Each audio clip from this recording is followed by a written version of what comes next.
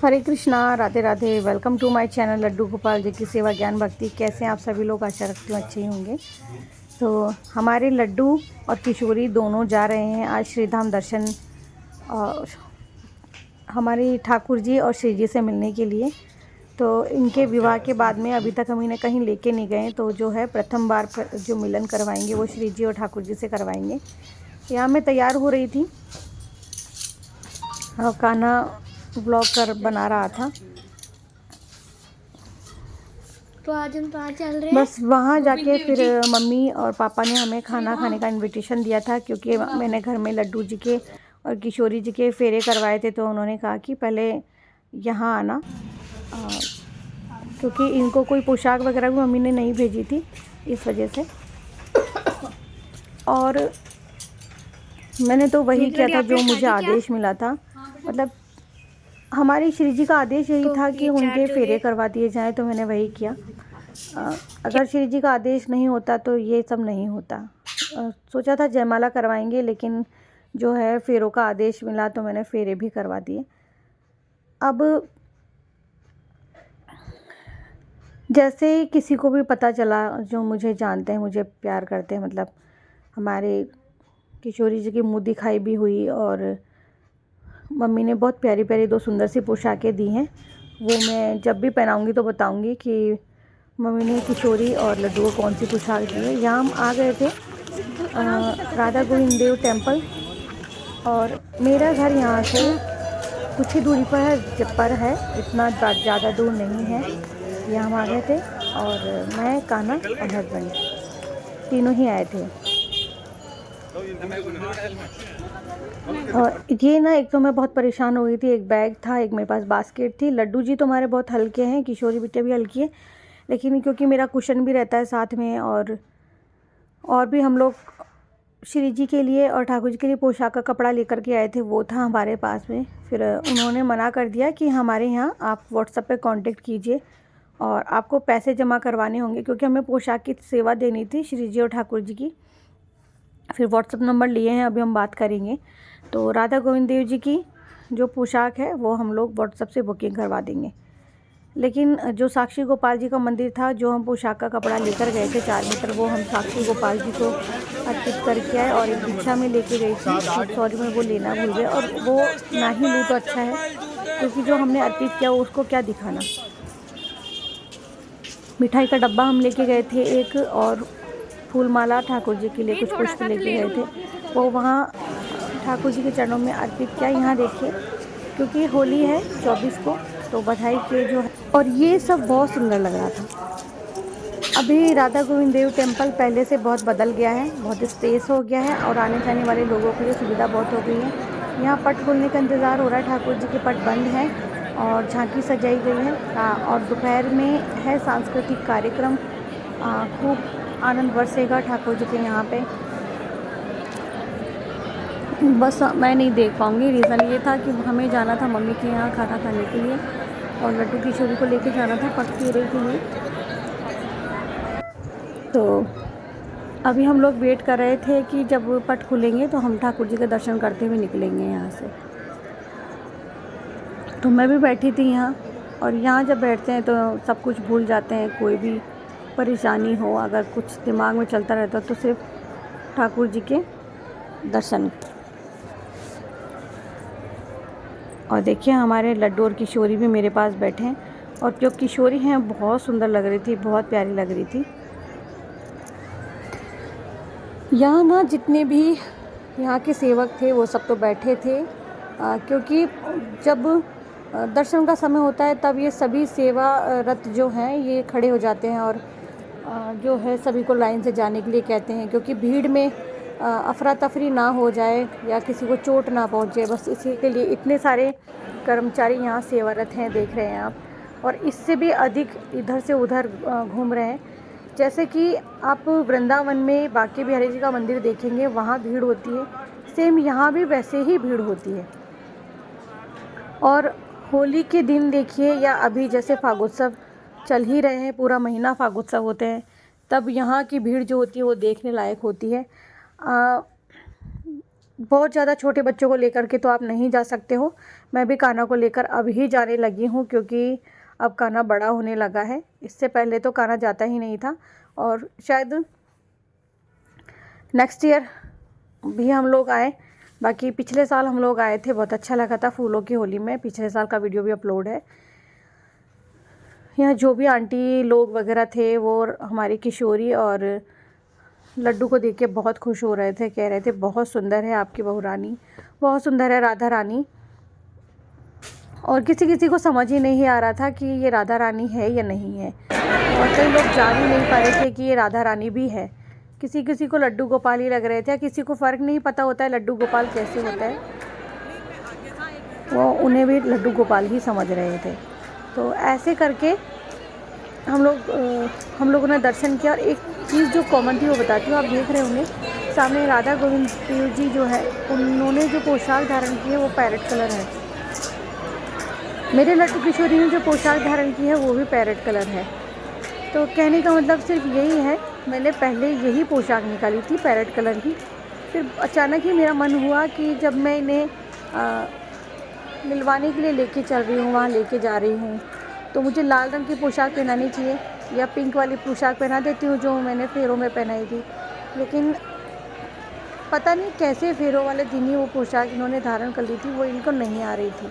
फिर रेड निकाली, वो भी इनको नहीं आई। वो मैंने सोचा कि चलो ये भी छोड़ते हैं। फिर ये जो पैरेट वाली पोशाक मैंने निकाली थी इनकी, वापस यही पोशाक वापस सामने आ गई, तो मुझे यही पोशाक पहनानी पड़ी। तो कुछ चीज़ें ना पहले से तय होती है, और हमारे लड्डू किशोरी जी को पता था। और मेरे जो लड्डू हैं वो जब आए थे उसके बाद से पहली बार ही गए हैं यहाँ अपनी राधा रानी के साथ में। तो काफ़ी समय बाद में मैं अपने लड्डू को यहाँ लेके गई थी। जैसे कि मैंने आप लोगों को पहले भी बताया कि मैं अपने लड्डू गोपाल को टोकरी में बिठा के घुमाना मुझे ठीक नहीं लगता है, परेशान नहीं करती हूँ मैं उन्हें। तो यहाँ हम लोगों ने श्री जी और ठाकुर जी से मिलाया अपने लड्डू गोपाल और किशोरी जी को, और खूब आनंद बरस रहा था यहाँ।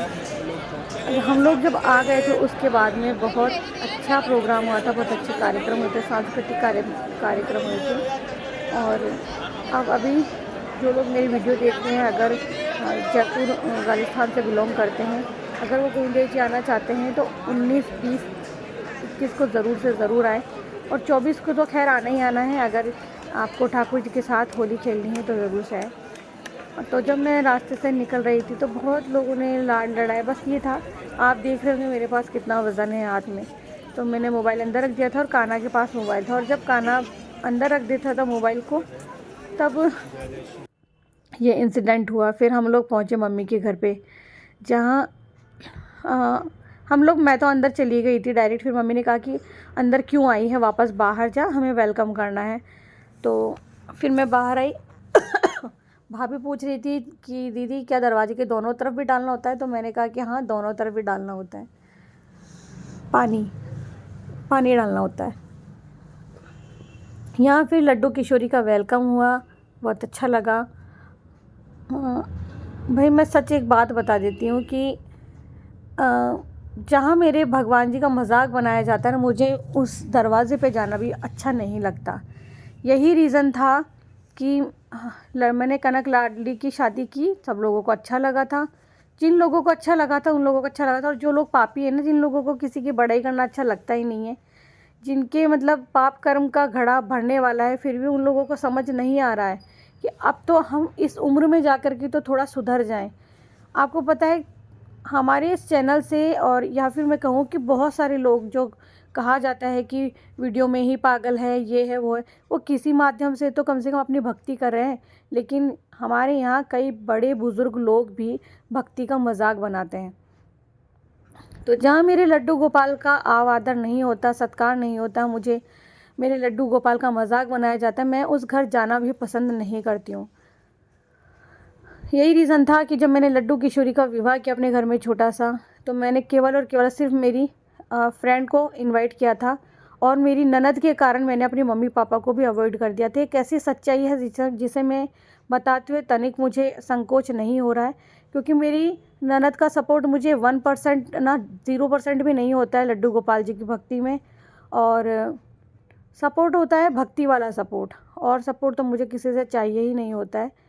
तो क्योंकि ईश्वर का सपोर्ट और आशीर्वाद मेरे साथ में बना हुआ है। यहाँ देखिए, तो उन्हें मुंह झूठा करने के लिए बुलाया था, मूठने के लिए, बकफेरे के लिए, तो भाभी ने खाना लगा दिया था यहाँ पे।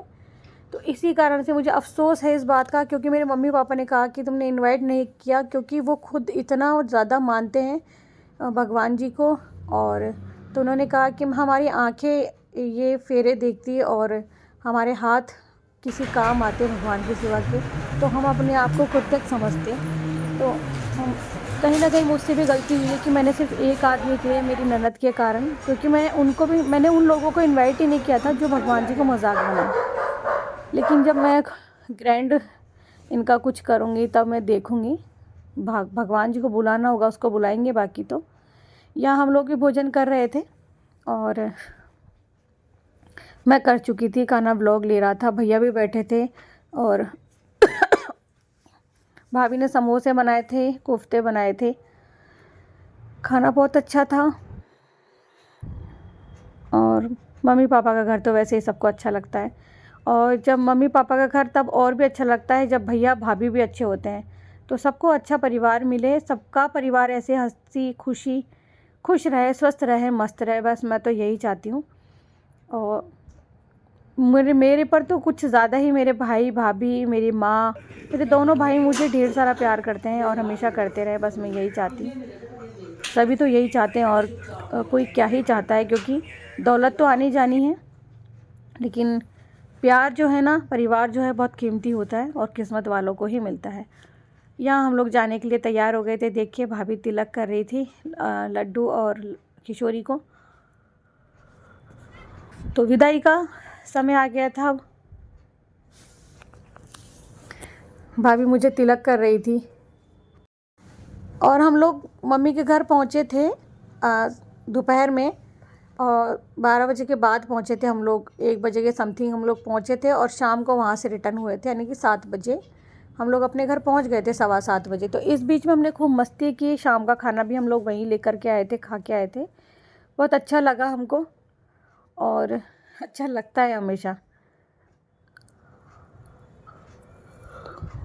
तो बस वो एक मलाल अब ज़िंदगी भर ही रह जाएगा, क्योंकि मम्मी पापा इतना खुश होकर सब कुछ करते हैं। उन्होंने तो हर पल ही मेरा साथ दिया है, देते रहेंगे। मुझे पता है कि कोई और साथ खड़ा हो या ना हो, मेरे ठाकुर जी और मेरे माता पिता, यानी कि मेरे ठाकुर जी ने मेरे माता पिता को मेरे सामने खड़ा किया है। क्योंकि भगवान हर जगह नहीं होते, तो वो माता पिता को अपने रूप में धरती पर भेज देते हैं, ताकि हर वक्त हमारे साथ में भगवान रहे। तो बस अब हम चल दिए और अपने घर, क्योंकि रुकना तो मेरा कभी होता ही नहीं है। घर पे भगवान जी भी है, दिया बत्ती का होता है, और अपना घर भी संभालना होता है।